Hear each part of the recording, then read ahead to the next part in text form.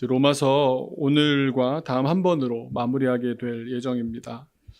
로마 교회에게 보낸 이 편지의 마지막 장에서 우리 지난 시간에 나누었듯이 바울 목사님은 로마 교회의 한 분 한 분 거명을 하며 인사를 전했습니다.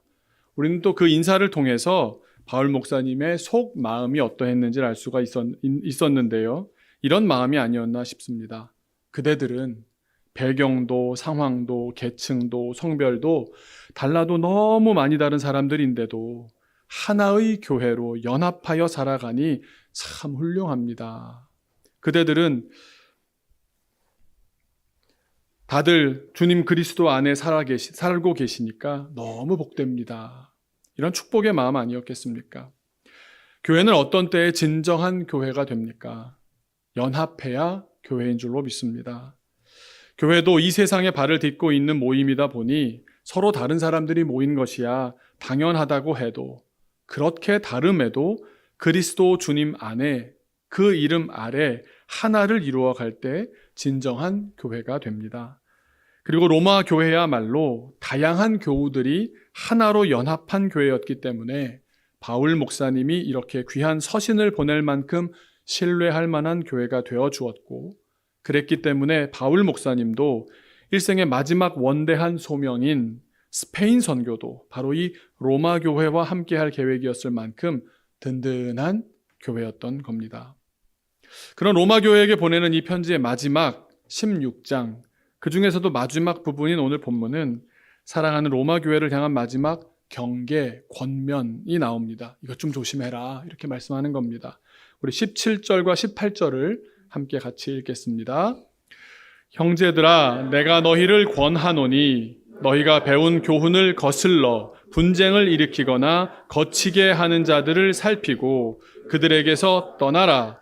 이 같은 자들은 우리 주 그리스도를 섬기지 아니하고 다만 자기들의 배만 섬기나니 교활한 말과 아첨하는 말로 순진한 자들의 마음을 미혹하느니라. 아멘. 요 바로 앞에 16절까지 내용은 주 안에서 하나가 되어라. 주 안에서 하나가 되어라. 그러니까 연합하라는 말씀 아니었습니까? 그런데 교회 안에 그 연합을 깨뜨리는 사람들이 있을 것이다. 어느 교회나 다 있다는 겁니다. 그런데 그들을 경계해야 할 것이다. 연합은 어떻게 깨지겠습니까? 분쟁을 일으키는 또는 걸림돌이 되는 그런 사람들로 인해 깨어집니다. 비단 의도적으로 침투하는 거짓 교사라던가 이단까지는 아니라고 해도 교회 안에 같이 신앙생활하던 사람이 벼랑 간에 분쟁을 일으키기도 하고 걸림돌이 되기도 하는 겁니다. 그래서 그런 이들을 경계하라, 당부하시는 겁니다. 이런 사람들의 특징은 두 가지로 오늘 본문에 나옵니다. 첫 번째는 배운 교훈을 거스른다는 점입니다. 성경의 가르침을 따르지 않고 또 신뢰할 만한 전통과 합당한 이유를 따르지 않습니다. 이런 사람들의 두 번째 특징은 자신들의 배만 섬깁니다. 자기가 영광을 받고 자기가 이익을 보려고 합니다. 교회 생활을 하는 목적이 자기의 영광, 자기의 유익인 겁니다. 두 가지를 정리해 보면 누가 공동체를 분열시켜 연합을 깨느냐? 성경과 교회의 가르침에 위배되는 사람들이 교회를 분열시키고요. 또 교회 생활을 자기 영광과 자기 유익을 위해 해나가는 사람들이 공동체를 깹니다.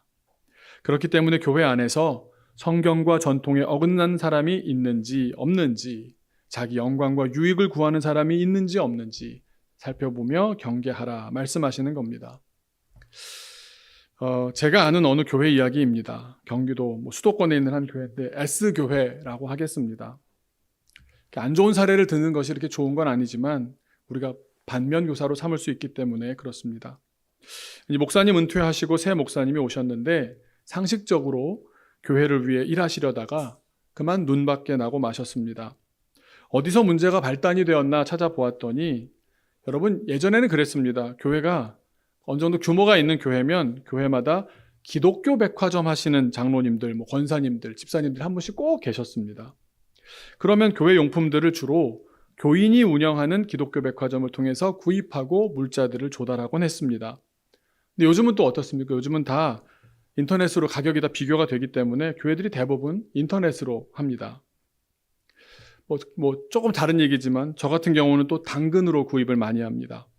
지난 주간에도 당근을 했는데 이런 어떤 물건을 사는 마음이 이렇다는 겁니다. 우리 어린이들이 아시겠지만 날이 좋은 날이면 놀이터에서 노는 거 참 좋아하는데 근데 그냥 놀아! 놀이터니까 도구가 있잖아 놀아! 이렇게 놀아지는 게 아니거든요. 그래서 그 자연과 그 아름다움을 즐기는 가운데 뭔가를 재미나게 창의적으로 할 수 있으려다 보니까 우리 어린이들이 비눗방울 놀이를 참 좋아합니다. 그런데 매주 하다 보니까 비눗물이 남아나질 않는 겁니다. 처음에 생각한 것은 비눗방울이니까 비누를 내가 물에다 막 풀어서 그 물을 잘 담으면 비눗방울 만들어지는 거 아닌가 했더니 저 전사님들이 목사님 안 됩니다 그러더라고요. 마음은 그런 겁니다. 짜투리 시간에 밖으로 나가서 잘 준비된 즐거운 시간을 보내면 예배와 성경 공부의 질도 높아지고 놀이 자체로도 창의적이고도 즐거운 시간이니까 잘 좀 내가 지원해 줄 수 있으면 좋겠는데 근데 새거 싸기는 좀 거북스러워. 매주 그냥 물 쓰듯이 써야 되거든요, 이게. 또 애들이 하다 보면 쏟기도 하고. 그래서 제가 당근을 찾아봤더니 누가 요만한 230ml 한 병에 400원씩 올려놓은 겁니다. 그래서 몇 병이 있냐고 물었습니다. 그냥 아무래도 딜을 하다 보면 이렇게 일괄 구매할 때 가격이 많이 이렇게 깎아지거든요. 그래서 무려 26병을 일괄로 8,000원에 전문 용어로 문고리 거래라고 그분 얼굴도 보지 않으면서 자기 집 앞에 놓을 테니 가져가세요 해서 비대면으로 구입을 잘 해두었습니다. 당연히 새 제품입니다. 한 주일에 한두 병 써가면 여름까지 잘 쓸 수 있을 것 같습니다. 목사들이 다 이런 마음들 아니겠습니까? 교우들의 헌금으로 준비된 예산을 잘 사용해서 우리 자녀들에게 좋은 공동체 경험, 값진 교육적 경험을 쌓아갈 수 있다 생각하니 얼마나 좋습니까? 풍성하게 잘해주고 싶은 마음과 그렇다고 비싼 것들 펑펑 사주는 것 사이에서 그저 사역자들이 눈품, 손품, 발품 팔아가며 저렴하게 장만해서 아낌없이 나누면 저는 그게 그렇게 좋습니다. 주일에 한 번 만나는 시간이 즐겁고 행복한 시간이 될 생각을 하니까 참 좋습니다. 어느 목사라고 그런 마음 없겠습니까? 자, 그런데 다시 S교회 이야기입니다. 새로 오신 목사님이 연말이 되니까 교회에서 달력을 제작해야 되잖아요. 기독교 백화점을 하시는 장로님이 자기네 카탈로그를 교회에다 갖다 둔 겁니다. 왜 갖다 뒀겠습니까? 늘 그랬으니까 새해에도 나를 통해서 주문하라는 무언의 압박이 아니었겠습니까? 근데 새로 오신 목사님은 비싼데 내가 굳이 그걸 왜 해? 그러면서 쳐다볼 생각도 안 하셨고 누가 갖다 놨는지 물어보지도 않으신 채로 인터넷에서 같은 품질의 더 많은 디자인 중에서 더 거의 절반 가격에 싸고도 좋은 것을 잘 찾으셔서 그것도 교우들 가정을 정확하게 파악해서 딱 필요한 수량에 좀 나눈 정도까지만 해서 그렇게 진행을 하셨답니다. 잘하셨습니까? 잘 못하셨습니까? 그런데 어떻게 되었을까요? 칭찬받을 일이라고 생각할 텐데 그때부터 달력 장로님은 새로 오신 목사님에게 사사건건 반대하기 시작하셨습니다. 목사님은 굽히는 성격이 아니신지라 결국 교회가 갈라졌습니다. 새로 오신 목사님과 일단의 교우들이 교단을 탈퇴하고 불과 차로 5분 정도 떨어진 같은 동네에 새 교회를 세우게 되셨습니다. 그러면 그렇게 될 때 S교회는 또 어떻게 했을까요? 우리는 정통이야. 우리야말로 제대로 된 교회야. 우린 역사가 있어. 그렇게 참칭하려다 보니 네로라 하는 큰 교회 부목사님을 담임으로 모셔왔고 그 큰 교회 유명한 목사님도 한번 또 집회로 모셔서 지역에서 우리가 이렇게 큰 목사님도 알아주는 교회라고 집회도 열었습니다. 그런데 그렇게나마 질서를 그냥 유지하고 잘 살았으면 잠잠히 지냈으면 좋으련만 몇 주 전에 더 심한 이야기를 들었습니다. S교회로 새로 오신 목사님이 젊은 교우들과 부적절한 관계가 문제가 되어서 부임한 지 불과 2년 반 만에 사임하셨다는 겁니다. 그 결과 목사만 떠난 것이 아니라 문제가 된 젊은 교인들도 떠났답니다. 요즘 이런 교회가 한둘이 아닙니다. 요즘은 하나 되기는커녕 갈라지지만 않아도 중간은 간다. 그런 이야기들마저 들려옵니다. 결국 그 S교회의 지난 한 5년 역사를 돌아보니 쪼개지고 정치적으로 되고 관계적으로 문란해지고 왜 그랬습니까? 오늘 본문 말씀이 말씀하십니다. 성경과 교회의 올바른 가르침이 아니라 결국 돈을 따라갔기 때문이었고요. 하나님이 아니라 자기 배를 섬겼기 때문 아닙니까? 저는 가끔 저를 보고 너무 지지리궁상이라고 그렇게 당근을 열심히 하셔야 되냐고 말씀하시는 분들이 계십니다. 전 농담 삼아 제가 부티나고 귀티나서 제가 그렇게 안 보여서 그런가 본데 그러면서 이렇게 말을 건네기도 하는데요. 지난 주간에도 어떤 선교사님이 만나자 그래서 주소를 찍고 같이 갔습니다.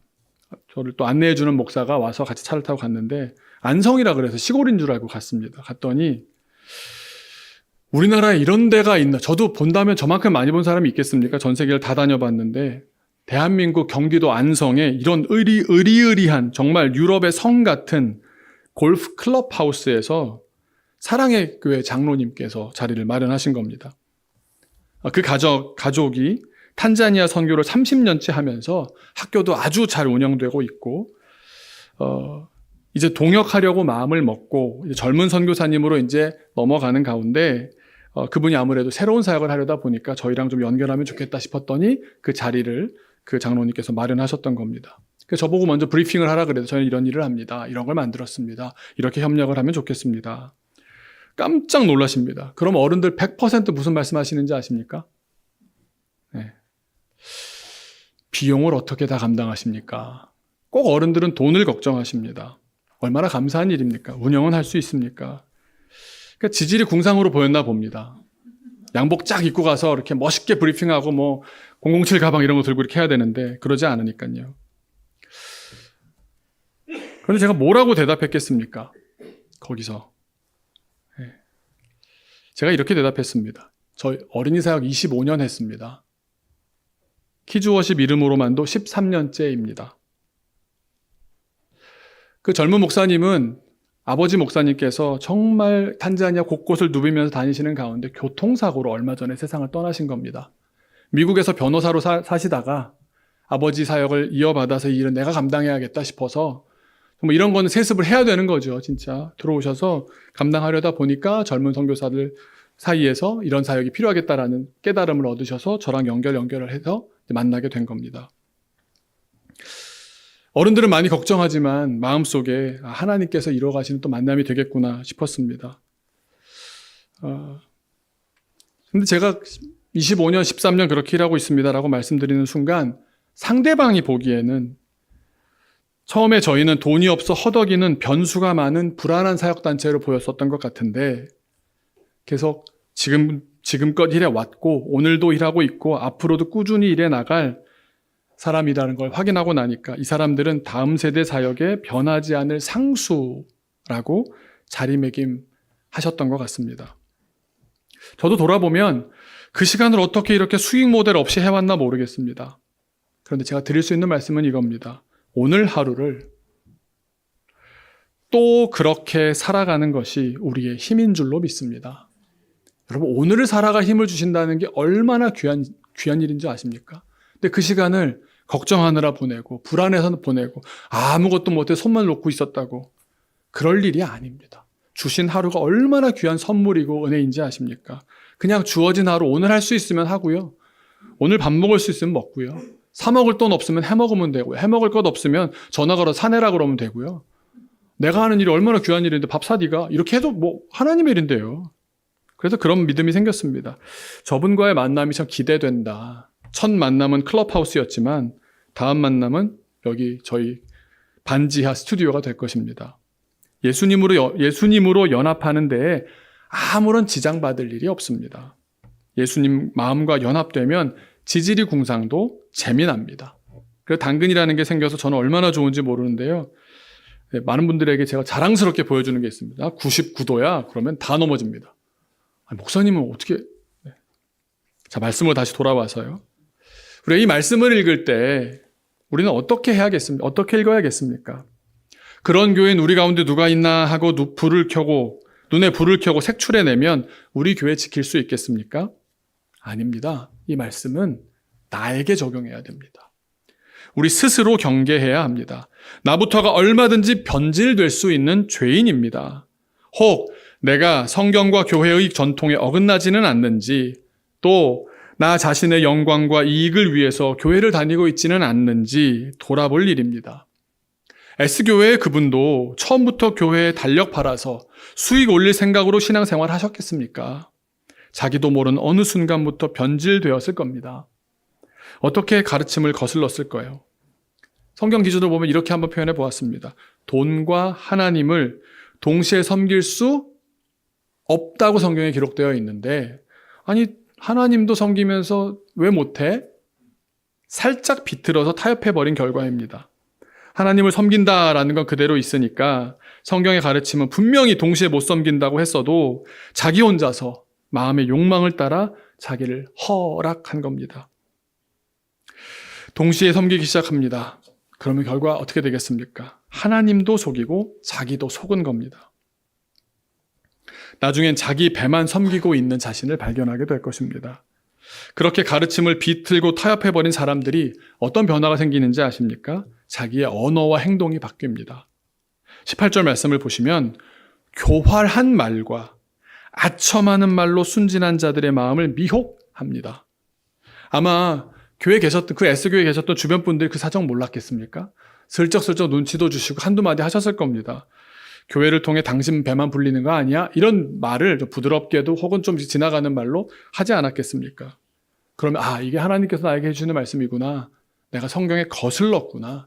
둘을 함께 섬기려고 했구나. 깨달았어야 하는데 이미 그 선을 지나간 뒤에는 뭐라 그랬겠습니까? 제가 이런 말 교회에서 많이 들어봤거든요. 내가 그 돈 벌어서 내가 쓰나? 다 교회를 위해서 쓰지. 뭐 그런 말들이 얼마나 교활합니까? 하나님도 속이고 자기도 속고 남도 속이는 진리가 아닌 말을 그럴듯하게, 그게 바로 교활한 말 아니겠습니까? 또 자기 편을 만들려고 아첨하는 말로 순진한 교인들의 마음을 얼마나 미혹했겠습니까? 이런 분들에게는 이 말이 진리인지 아닌지, 진실한지 아닌지 이런 건 기준이 아닌 겁니다. 그런데 그 결과가 무엇입니까? 교회를 분열시켰습니다. 교회는 연합해야 교회입니다. 어떤 사람도 안을 수 있어야 교회입니다. 그런데 분열하기 시작하는 겁니다. 분립도 아니고, 분립은 너무 귀한 일이죠. 그런데 분열하는 마당에 여러분 그러고 나면 어떤 일이 벌어지는지 아십니까? 제대로 된 성장이 이루어질 수 없습니다. 그런 교회 누가 자기 자녀, 자기 부모님을 그 교회로 다니시라고 인도하겠습니까? 온갖 부패의 온상이 되고요. 거기서 신앙은 제대로 성장할 수 없는 겁니다. 그런 교회 두 종류의 사람만 있습니다. 자기 배를 섬기는 사람과 여전히 속고 있는 순진한 사람. 우리 스스로 돌아봐야 할 줄로 믿습니다. 그런데 오늘 본문 말씀의 로마 교회는 달랐습니다. 그래서 19절에 이렇게 말합니다. 너희의 순종함이 모든 사람에게 들리는지라. 로마 교회 사람들은 그리스도 예수님 안에 있어서 예수님 그러면 딱 내려놓는 사람들이었던 겁니다.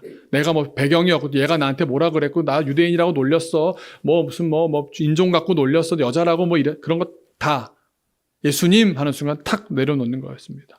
예수님 안에 있어서 순종하는 사람들이었습니다. 그래서 예수님으로 연합할 수 있었습니다. 그런 교회가 있어준다는 것이 이 땅에 믿는 이들에게는 기쁨이었습니다. 그래서 그러므로 내가 너희로 말미암아 기뻐하노니. 하지만 반대로 S교회가 있는 그 지역은 전도가 되겠습니까? 뭘 바라고 오거나 뭘 모르고 오는 사람들 뿐이니 뿌리를 내리고 하나의 교회가 되어갈 사람들은 없는 겁니다. 결국 분열과 추문 속에 사람들 하나둘씩 떠나게 되고 교회도 예수님도 권위는 땅바닥에 떨어지고 맙니다. 또 그런 한두 가지 사실만 기억 오래 하면서 나 절대로 교회 안 나올 거 이렇게 각오하는 사람들이요. 전도하다 보면 얼마나 많은지 모릅니다. 뭐 교회 다 똑같은데? 이러면은 전도가 안 됩니다.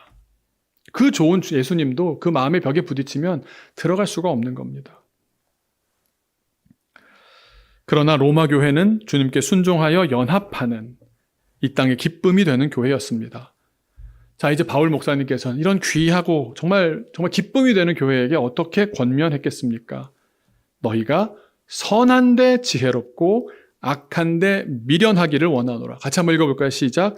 너희가 선한데 지혜롭고 악한데 미련하기를 원하노라. 이렇게 번역한 문장도 보았습니다. 선한 데에는 프로페셔널이 되고 악한 데에는 아마추어도 되지 말라.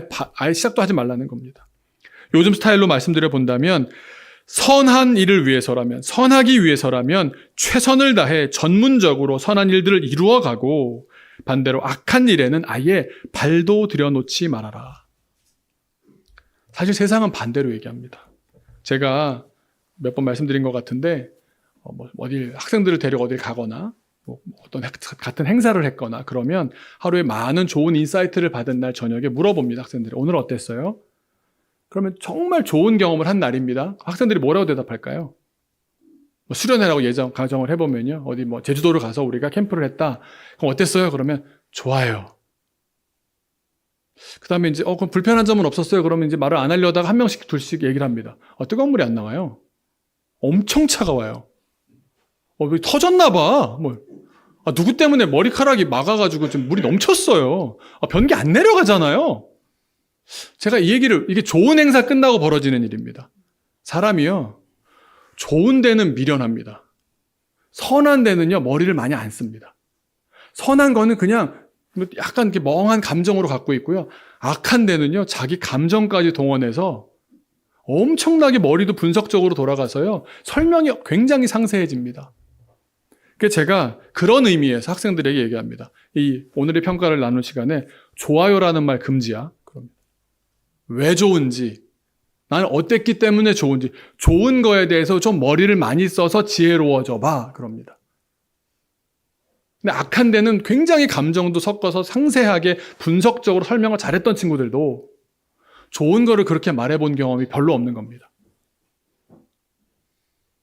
여러분, 악한 데 지혜로우시겠습니까?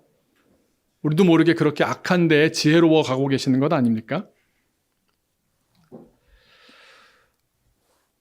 세상에서는 성공하기 위해서 머리도 잘 써야 되고 공부도 많이 해야 되고 자격증도 취득해야 되고 인턴십이나 교환학생이나 취업특강이나 이런저런 기회도 놓치지 말아야 하고 그야말로 머리를 있는 대로 동원해서 지혜를 총동원해야 승리한다고 가르칩니다.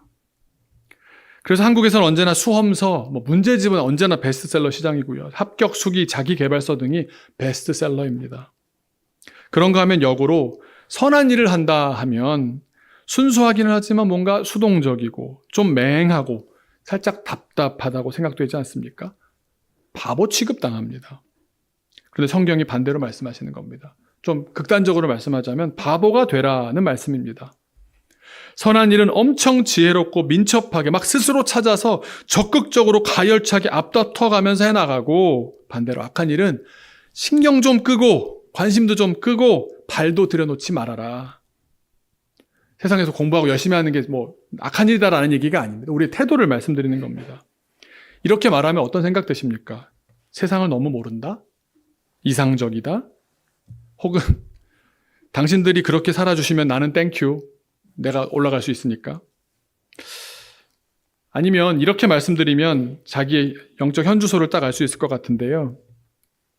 이렇게 살라고 선한데 지혜를 다해서 열심으로 살고 악한데 너를 위한 너의 이기적인 어떤 목적을 위한 데에는 좀 둔해도 된다.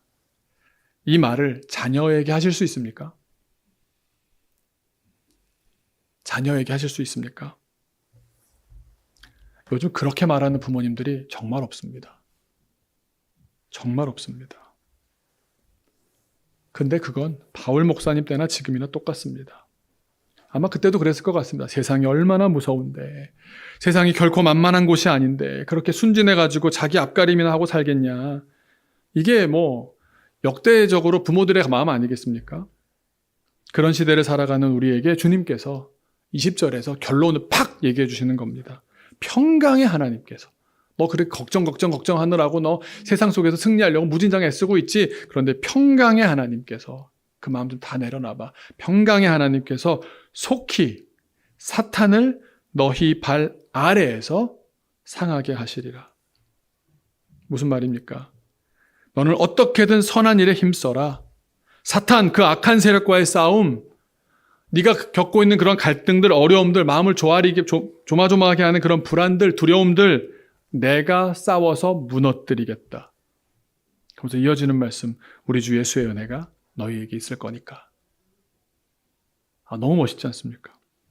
너희는 나의 은혜로 평안할 수 있어. 옆에 분에게 한번 얘기해 주시기 바랍니다. 주님의 은혜로 평안할지어다. 세상에서 순진하게 살았다가는 하나님의 나라는 이 땅에 오지 못할 것 같고 사탄만 승리할 것 같아 보입니다. 근데 과연 그럴까요? 속는 겁니다. 하나님께서는 궁극적이고 완전한 승리를 주시겠다 약속하셨습니다. 이런 설교하는 제가 바보 같아 보이십니까? 제가 이렇게 말씀드릴 수 있을 것 같습니다. 제가 25년 했으니까 25년만 더 하면 제가 증명할 수 있을 것 같습니다. 조금만 더 기다려봐 주시기 바랍니다. 여러분, 새롭게 하소서라는 프로그램들, 크리스찬들 많이 보는 프로그램인 것으로 알고 있습니다. 그 MC가 주영훈 씨인데요. 그분이 간증으로 그런 얘기를 합니다. 지금까지 출연한 사람들 수백 명을, 몇 년을 하셨으니까 수백 명을 만났습니다. 그분들 다 막막하고 대책 없는 가운데 가난하게 남아 어떻게 보면 참 작은 사역인데도, 아주 좁은 지역인데도 거기서 자기 사역 묵묵히 이어나가는 그런 속사정들 나누는 자리 아닙니까? 그러다 보면 울고 불고 하면서 그냥 마음이 오가는 가운데 속속들이 사정도 알게 되고 또 관계도 맺어진다는 겁니다. 그런데 다 돌아보니까 이분들의 공통점이 있더랍니다. 한번 생각해 보십시오. 누가 새롭게 하소서 출연했을 정도면 그 사람은 인생을 주님께 다 걸었던 사람 아니겠습니까?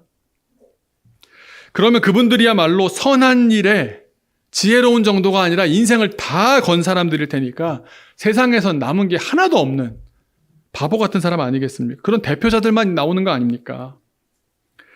그런데 말씀드린 대로 출연자들과 방송 앞뒤로도 대화를 하고 또 방송 이후로도 개인적인 친분이 연결된 분들이 많으시다고 하는데 자기가 너무 놀라는 일은 하나같이 그분들의 자녀들이 누리는 복이 너무 크더라는 겁니다. 자기가 얼마든지 얘기할 수 있대요. 목사님, 그때 제일 어렵다는 그분 있죠. 그 자녀들 어떻게 되는지 아세요? 너무 세상적인 기준인 것 같아 보일 수는 있겠지만, 아니어도 괜찮겠지만, 하나님께서 그 선교사님들을, 그 어렵게 그 길 가시는 분들의 자녀들을 책임져 주시는 걸 자기는 봤다는 겁니다. 자기도 그렇다는 겁니다. 자기 아버지도 개척교회 목사로 30년 일평생 사셨답니다. 예수님밖에 모르고 고지식하고 재미도 하나도 없고 그렇게 센스가 없어서 우리 아버지 설교 저렇게 재미없게 할 수가 있나. 자기가 보면서도 이러니까 부흥이 안 되지. 그런 생각이 수십 번 수백 번 들었답니다. 그런데 자기 앞에 펼쳐진 인생을 보니까 설명이 안 된다는 겁니다. 내가 잘해서 되는 줄 알았는데 20대, 30대 내가 작곡을 잘하고 막 유명한 연예인들과 막 방송에 나가고 내가 말하면 빵빵 터지고 막 촤 그랬는데 돌아보니까 내가 잘해서 얻어진 게 아니더라는 겁니다. 하나님이 하시면 되는 것이 인생이구나. 사랑하는 강남연동 그리고 중심교회 교우 여러분, 나의 지혜로 나의 가정을 돌보십니까? 하나님께 순종하고 하나님과 일치하는 편이 훨씬 현명한 줄로 믿습니다. 나의 지혜로 자녀를 키우십니까? 하나님께 순종하고 하나님과 일치하는 편이 훨씬 현명하다는 것을 지금 인정하고 순종하시기 바랍니다. 하나님은 지금도 이 땅 가운데서 일하시고요. 그분의 일을 맡은 자들에게 너희를 고아처럼 내버려 두지 않으시겠다 약속하셨습니다. 그런 생각 들었습니다. 믿음의 길을 가는 우리 삶의 보상, 우리 생애에 다 못 누린다고 하여도 사실 돌아보면 계속 그 길을 갈 수 있었다는 것 자체가 은혜 아닙니까? 굽이굽이 은혜를 주님께서 주셨기 때문에 다음 단계로, 다음 단계, 다음 굽이로 올라갈 수 있지 않았습니까? 그런데도 주님은 선하셔서 우리가 기다리는 가운데 너무 지쳐 낙심하지 않도록 우리의 자녀 세대 가운데 하나님께서 부으시는 것을 보게 하시는 줄로 믿습니다. 우리가 워낙 연약하니까 그래도 대부분 자녀 세대 정도에서는 보여주시는 것 같습니다. 지난 주간에 아까 말씀드린 안성을 가는 거를 이태원의 해방촌에 있는 그 교회 선임 부목사를 만나서 같이 갔습니다. 목사님 제가 운전하고 모시고 가겠습니다. 전라도 광주 친구로 사투리를 어마어마하게 쓰는 그란드 노민디형이 태우고 같이 그냥 해방교회 오래된 스타렉스를 그냥 덜덜덜 거리면서 갔습니다. 정말 얼마나 웃긴 게요. 그 클럽하우스를 가는 순간 우리만 국산 찬 거예요. 너랑 같이 내리는 게 내가 창피하다 임마. 저희 이런 농담하면서 아따 그래도 제가 문은 열어드리겠습니다 목사님 이러면서. 해방교회 선임 부목사인데 13년 있었답니다. 13년에 지난 주만 해도 장례가 4건이었답니다. 한 주만에. 그러니까 온 세대를 다 보는 겁니다. 장례 있으면 모든 아래 세대들이 다 모이잖아요. 그래서 이런 말을 자기 결론, 목사님도 13년 있으면 결론이 있습니다. 뭐냐? 3대 안 가더라고요. 3대 가지 않더라고요. 1대는 본인이 먼저 믿지 않습니까? 자기가 바닥에서 안 믿던 사람이 믿으면서 자기가 스스로 체험을 해서 자기 믿음이지 않습니까? 그 과정을 2대가 눈으로 보는 겁니다. 집안에서. 야, 우리 아버지 진짜 삼촌이 얘기해 주는 거니까 우리 아버지 옛날에 완전히 망나니였다던데? 뭐 이런 거 보는 거. 그분이 변한 것을 집안에서 가족들을 통해서 듣고 그나마 간접으로라도 경험하는 겁니다. 근데 문제가 뭡니까? 내게 아니지 않습니까? 전수가 안 되는 겁니다. 2대 신앙인들이 내 체험 신앙이 아니기 때문에 3대로 넘어가질 않는 겁니다. 할아버지 할머니 만나러 교회 오는 겁니다. 그래서 제가 이렇게 기도하기 시작했습니다. 모두 그런 의미에서 믿음의 1세대가 되시길 주님의 이름으로 축원합니다. 내 체험이어야 내가 그 체험 가운데 정말 현장에서 정말 싸워가면서 이겨내면서 믿음으로 승리하는 과정을 보여가는 그 삶이 다음 세대에게 교육이 됩니다. 이게 전승이고 전수입니다. 그러면 그 자녀 세대에도 여러분 너무 많이 주시지 마십시오. 불편하고요. 부족하게 키워야 됩니다. 막 있다고 부어주시잖아요. 그냥 자기가 잘해서 얻은 줄로 안다니까요. 부족하게, 정말 넘치게 사랑하고 부족하게 키워야 됩니다. 그러면 자기의 방법으로 자기가 터득하기 위해서 내가 왜 신앙을 가져야 되지? 우리 아빠가 신앙 가졌다고 내가 신앙 가져야 돼? 돌아보는 겁니다. 없으니까 이걸 어떻게 풀어갔지? 아버지한테 물어보면 나는 믿음으로 했어. 삼촌한테 물어보면 나도 믿음으로 했어. 하나님밖에 날 도와주시는 분이 없더라. 아빠 대신해주면 안 돼? 그게 대신 됩니까? 너가 너의 믿음으로 살아내야 돼. 아버지가 신포도주를 마셨다고 해서 아들의 입맛이 쉬지 않아. 성경의 말씀 아닙니까? 네 믿음으로 살아야 돼. 네 인생 네가 사는 거야. 네 믿음 네가 지키며 사는 거야. 그래야 전수됩니다.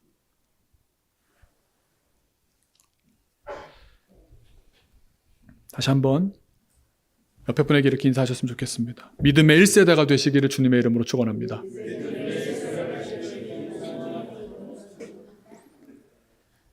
그리고 또 목사 정도 되면 아마 저는 목사를 괜히 했다는 생각이 자꾸 드는데요. 좀 이렇게 십자가가 크기가 다를 것 같잖아요. 우리가 또는 우리 자녀가 다 보상을 받지 못한다고 할지라도 하나님 나라에서 누릴 은혜가 크다고 저는 믿습니다.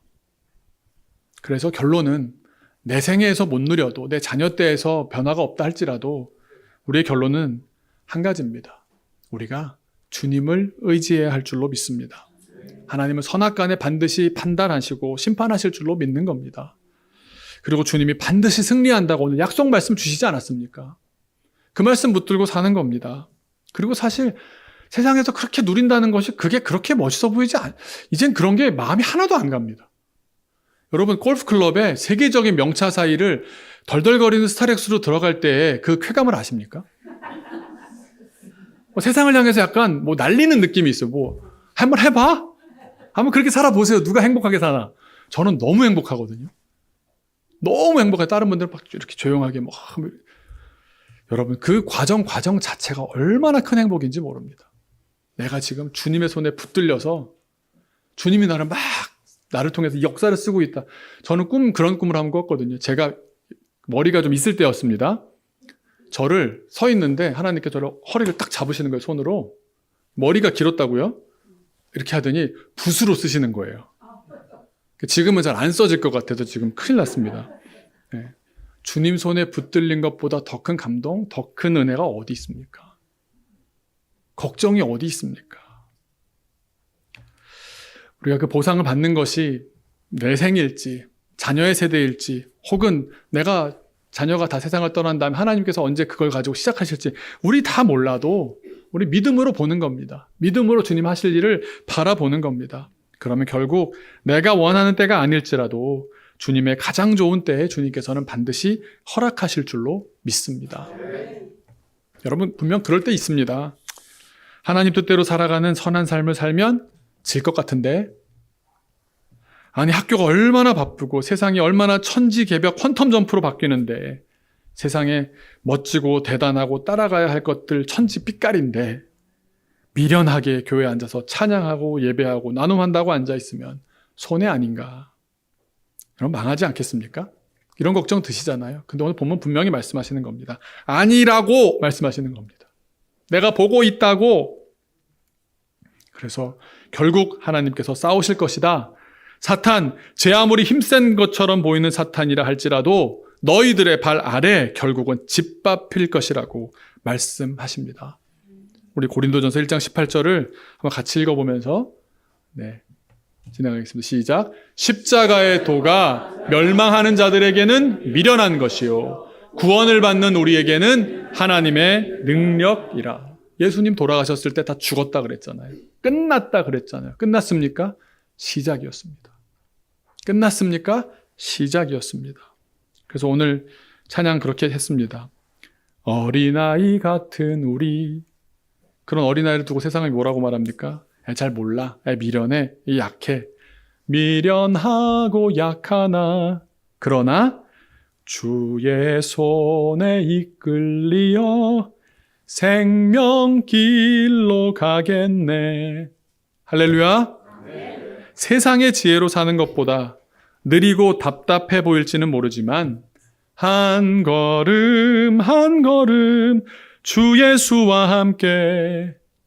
그리고 한두 번 가면 또 바로 결론이 나면 좋잖아요. 중학생들 보면요, 조금 노력해놓고 엄청난 게 오기를 바라거든요. 근데 걔를 보면서 제가 보이더라고요. 제가 그러고 있거든요. 조금 해놓고서 이제 25년밖에 안 해놓고선, 그죠? 50년도 안 한 주제에 왜 아무 열매가 없으니 이런 게 아니죠.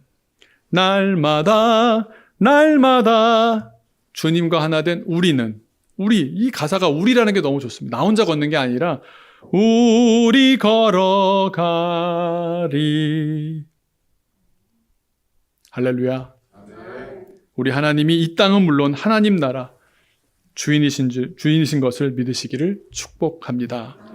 우리 잠깐 같이 기도하겠습니다. 하나님, 선한 데는 지혜롭고 악한 데는 미련하게 하옵소서. 그 길을 내가 선택할 수 있게 하여 주옵소서. 그 길 걸을 때 주님, 세상에 수많은 얘기들이 들려와서 계속 흔들립니다. 하지만 주님, 세상의 지혜가 아니라 우리 그리스도, 우리 주님께서 살아내신 그 지혜의 삶을 살게 하여 주옵소서. 같이 기도하겠습니다.